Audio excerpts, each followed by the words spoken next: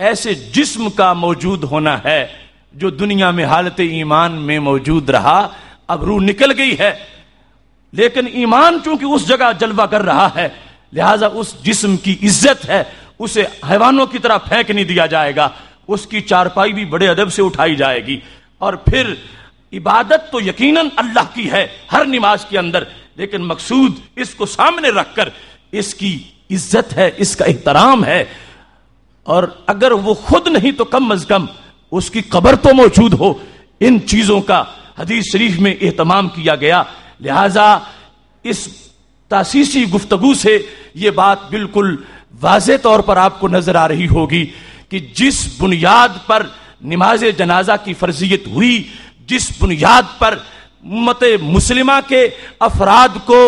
عزت و تکریم کے ساتھ زیر خاک کیا جاتا ہے، وہ ان کے جسم کا میسر آ جانا ہے۔ اور جب جسم ہوگا تو غسل ہوگا، جسم ہوگا تو کفن ہوگا، جسم ہوگا تو پھر نماز جنازہ ادا کی جائے گی۔ اس بنیاد پر وجود میت کا ہونا ضروری ہے۔ اگر میت موجود نہیں ہے تو میرے محبوب علیہ الصلوۃ والسلام نے یہاں تک بھی اہتمام کیا ہے کہ جہاں وہ ستارہ غروب ہوا ہے،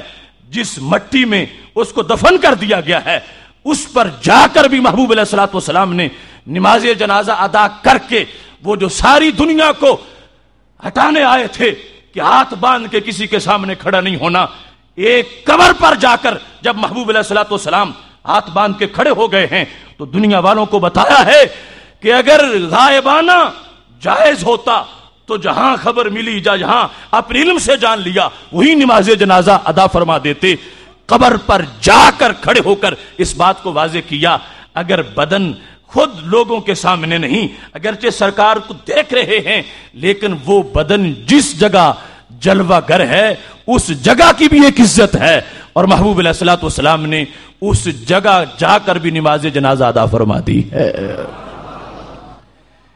محتشم سامعین حضرات، مجھے اس سلسلہ میں بھی لوگوں کے پیغام موصول ہوئے، کچھ لوگوں نے کہا مسئلہ اتنا بڑا نہیں تھا جتنا بڑا آپ اہتمام کر رہے ہیں۔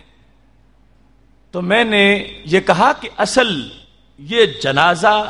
کا مسئلہ نہیں، یہ ایک اس کا حصہ ہے۔ انٹرنیشنل لیول پر اور گلوبل ویلی کے اندر مسلم امہ کے سامنے ایک نام نہاد روشن خیالی کا افریت منہ کھولے ہوئے ہے، اور ہر وقت وہ ہم پہ حملہ آور ہے۔ اس کا اثر اندرونی محاذ پر بھی ہو گیا ہے۔ جیسے بیرونی محاذ پر ایک نام نہاد روشن خیالی ہے، ایسے اندرونی محاذ پر بھی ایک نام نہاد روشن خیالی ہے، فکر آوارہ ہے، کہ جو اس تلاش میں ہے کہ کوئی نئی بات کر کے مسلم امہ کے تعامل کو دفن کر دیا جائے، اور وہ حدود جو صدیوں سے بنی آ رہی ہیں ان کو ملیا میٹ کر کے ہم یہ ظاہر کریں کہ ہم نے ایک نئی چیز پیش کر دی ہے اور ہم نے ایک لوگوں کو سہولت فراہم کر دی ہے۔ اس فکری آوارہ گردی کے سامنے بند باندھنا بھی مقصود تھا، تاکہ لوگوں کو پتا چلے کہ حضرت داتا گنج بخش حجویری رحمت اللہ علیہ کی بنائی ہوئی حدوں کو ہم مٹانے نہیں دیں گے، اور اپنے پوری امت جو خلفائے راشدین سے لے کر حضرت امام احمد رضا بریلوی رحمت اللہ علیہ تک انہوں نے اپنے افکار عالیہ سے جس گلشن کو سیراب کیا ہے، ہم اس گلشن کی کسی خزاں کو اس گلشن کی طرف آنے نہیں دیں گے۔ اپنی صلاحیتیں اپنی جان تک وار کر کے انشاءاللہ ہم گلشن اسلام پر حفاظت کا پہرا دیتے رہیں گے۔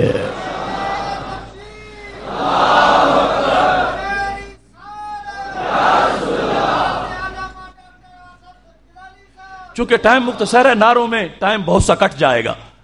اس کی ایک مثال دے کر اپنی بات کو آگے چلاتا ہوں۔ حج ایک فریضہ ہے، جب سے فرض ہوا اس وقت سے لے کر اس سال تک ایک مسئلہ حج میں اتفاقی رہا ہے کہ اگر کوئی شخص حج کے واجب کو ترک کر دیتا ہے تو اس پر دم لازم آ جائے گا۔ یہاں تک کہ 2 سال پہلے جو لٹریچر سعودی حکومت نے تقسیم کیا رہنمائے حج اور دلیل الحاج کے نام سے مکتب تعاونی نے، اس میں بھی یہ لکھا ہے اگر کوئی حج کا واجب چھوڑ دے تو اسے دم دینا ہوگا۔ 1 سال پہلے تک یہ شریعت تھی، لیکن اس سال حج کے موقع پر تقریباً 23 لاکھ کی تعداد میں ایک کتاب تقسیم کی گئی، جس کا نام عربی میں افعل ولا حرج اور اردو میں اس کا ترجمہ ہے حج میں شریعت کی وسعتیں۔ اس کتاب کے اندر، جس کو 26 زبانوں میں ٹرانسلیشن کر کے اس کو حاجیوں کے اندر تقسیم کیا گیا، اس کے صفحہ نمبر 35 پر یہ جملہ لکھا ہے: اعمال حج کے لحاظ سے اس مصنف نے یہ کہا، تاہم کسی مرفوع حدیث میں واجب چھوڑنے پر فدیہ یا دم کا ذکر نہیں ہے، لہذا واجبات حج و عمرہ کے چھوٹنے پر دم کا واجب نہ ہونا میرے نزدیک صحیح تر قول ہے۔ واجبات حج کے ترک ہونے پر دم کا لازم نہ ہونا میرے نزدیک صحیح ترین قول ہے۔ صحابہ کرام علیہم رضوان سے لے کر پچھلے سال تک واجب رہا، اب کس کو اتھارٹی ملی کہ اس نے ایک سال میں واجب ہضم کر دیا؟ اور پھر کتنی غیر ذمہ دارانہ روش ہے کہ وہ المدینہ اخبار کی رپورٹ کے مطابق 24 لاکھ تعداد میں اس کتاب کو شائع کیا گیا اور اس کو تقسیم کیا گیا۔ تو اس طرح ہر محاذ پر ایسا ہو رہا ہے، تو ہم یہ برداشت نہیں کر سکتے کہ وہ حدود اور وہ مقدس جو ہمارے اسلاف نے قرآن و سنت سے جو تعلیمات آ رہی ہیں ان کو مٹایا جائے، ہم چپ کر کے بیٹھے رہیں۔ نہیں، زندگی عارضی بھی ہے، زندگی بے وفا بھی ہے، مگر حق ہمیشہ کا ہے اور حق وفادار بھی ہے۔ اس واسطے ہم نے اس کو اپنے اوپر فرض بھی جانا اور قرض بھی جانا، اور ہم نے ان لوگوں کو کہا مسئلہ اولا یا خلاف اولا کا نہیں ہے، مسئلہ یہ ہے کل تک اس ملت کا جو شعار رہا آج ہماری آنکھوں کے سامنے اس پر وار ہو جائے اور ہم کہیں وہی کچھ نہیں، ایسا نہیں ہوگا۔ یہ اسلاف کی دی ہوئی حرارت ہے اور ان کا دیا ہوا فیض ہے۔ بر صغیر کے سب سے بڑے حنفی حضرت داتا گنج بخش حجویری رحمت اللہ علیہ کی دہلیز پر اس اجتماع کو منعقد کرنے کا مقصد یہ تھا، اگر فقہ حنفی کے بغیر داتا صاحب کا گزارا نہ ہو تو میں اور تم کس بات کی مولی؟ اس واسطے میں اس ملت میں چھپے ہوئے ان مفکرین تک بھی اپنی بات پہنچانا چاہتا ہوں جو اسلاف کے موقف کو چھوڑ کر سرکشی پہ اتر آئے ہیں۔ یہ ہمارا سیمینار پہلا سیمینار نہیں ہے، ہم وہ تمام لغزشیں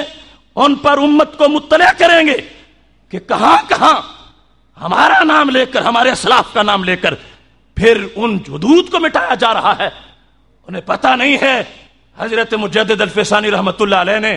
جو اپنی تعلیمات میں واضح کیا کہ ایک کام اگرچہ وہ ایسا ہی ہو کہ معمولی طور پر ناجائز ہو، لیکن اس کو اگر غیر اپنا شعار بنا لیں تو اس کو روکنا صرف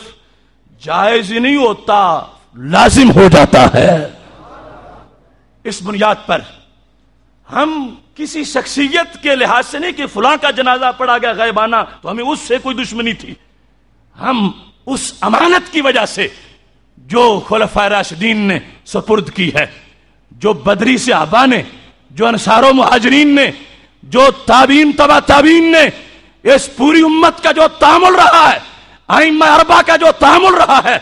ہم وہ لوگوں کو پیش کرنا چاہتے ہیں کہ یہ دین پیسے کے زور پر بدل دیا جائے اور پراپوگنڈے کے زور پر اس کو بدل دیا جائے۔ نہیں، بھول ہے کسی کی، پھونکوں سے یہ چراغ بجھایا نہ جائے گا۔ محتشم سامعین حضرات، غائبانہ نماز جنازہ سے پہلے نماز جنازہ کا مختصر سا پس منظر بیان کرنا چاہتا ہوں۔ اس کا آغاز کیا ہے؟ الذخیرہ جو فقہ مالکی کی بہت بڑی کتاب ہے، اس کے اندر امام شہاب الدین احمد بن ادریس قرافی نے یہ لکھا ہے: لما توفی آدم علیہ السلام